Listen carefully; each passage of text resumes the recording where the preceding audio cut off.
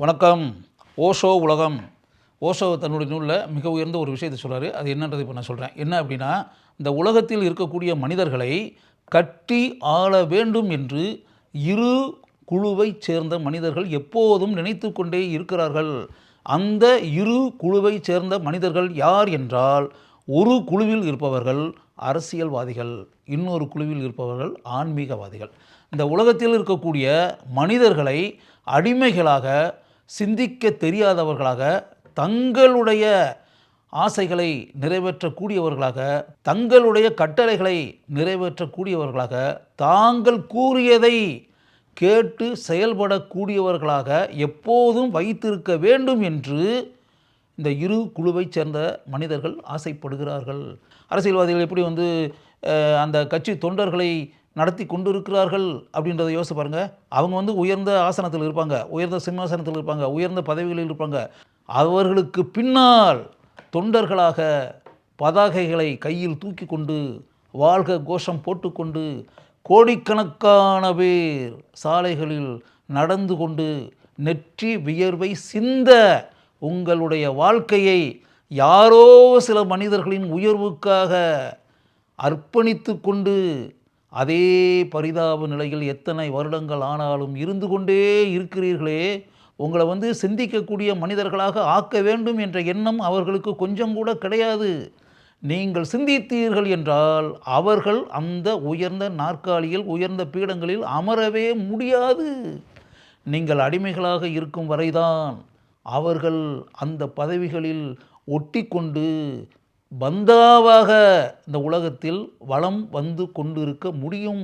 இது அரசியல்வாதிகள் உங்களை எப்படி நடத்தி கொண்டிருக்கிறார்கள் என்பதை பற்றிய விஷயம்.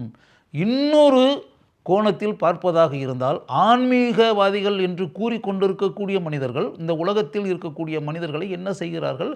அவர்கள் எப்படி இந்த உலக மனிதர்களை பயன்படுத்தி கொண்டிருக்கிறார்கள்? இந்த சமூகத்தில் இருக்கக்கூடிய மனிதர்களுடைய உடல் உழைப்பை பயன்படுத்தி தங்களை எப்படி வளமாக்கி கொள்வது அப்படின்றது அரசியல்வாதிகளுடைய நோக்கம். ஆன்மீகவாதிகளுடைய நோக்கம் என்ன அப்படின்னா, அவங்க வேறொரு வகையில் உங்களை பயன்படுத்தி கொண்டிருக்கிறார்கள். அவங்க எப்படின்னா, உங்களுடைய மனதை அடிமையாக்கி, உங்களுடைய மனசை அடிமையாக்குறது அப்படின்னா அவங்க ஏகப்பட்ட புராண கதைகளை உங்களிடம் தெரிவித்து, அறிவித்து, அள்ளி வீசி, ராமாயணத்தில் அது நடந்துச்சு, மகாபாரதத்தில் அது நடந்துச்சு, பகவத்கீதையில் இது நடந்துச்சு அப்படின்ற மாதிரி பழைய விஷயங்களை, உங்களுக்கு கற்பனை கதைகளை உங்களிடம் வெளியிட்டு, அதை வைத்து தங்களுடைய பிழைப்பை நடத்தி கொண்டிருப்பவர்கள்தான் இந்த ஆன்மீகவாதிகள். அவங்க உங்கள் மனசை அடிமைப்படுத்தி வைக்கிறாங்க.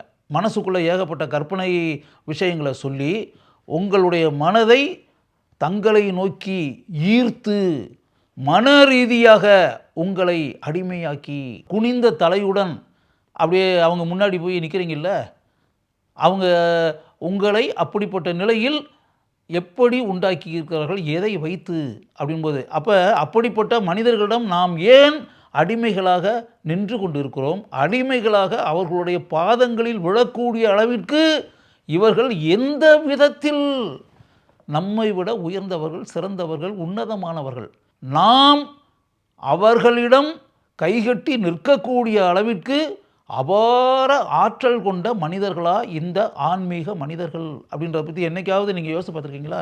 அவர்கள் உங்களை மன ரீதியாக அடிமையாக்கி, அவர்கள் தங்களுடைய வாழ்க்கையை செல்வ செழிப்பு மிக்க வாழ்க்கையாக அமைத்து கொண்டு, அவர்கள் உயர்ந்த பீடங்களில் அமர்ந்து கொண்டு, மகிழ்ச்சி கடலில் மிதந்து, இந்த உலகத்தின் அரசர்களாக அவர்கள் வாழ்ந்து கொண்டிருக்கிறார்கள்.